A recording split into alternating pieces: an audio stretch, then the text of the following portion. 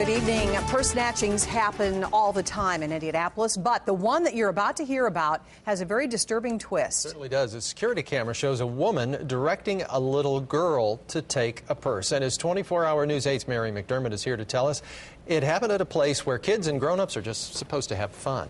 That's right, Eric and Debbie. It happened at a Chuck E. Cheese on East 82nd Street while a 7-year-old boy was celebrating his birthday with his family.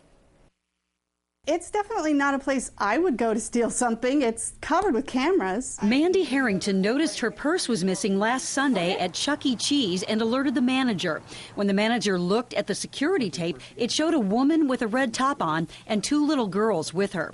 She apparently directs the older girl, also wearing a reddish top, to take the purse out of Harrington's booth.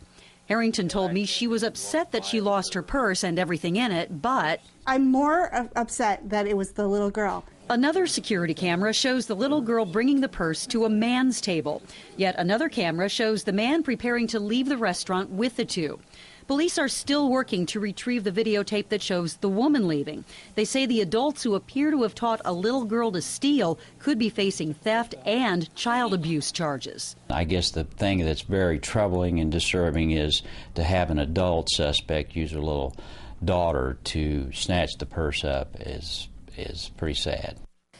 Now, police would obviously like to hear from anyone who might be able to help them identify the suspects in this tape. This happened at the Chuck E. Cheese at 82nd and Allisonville Road in Castleton a little before 4 Sunday afternoon. Eric?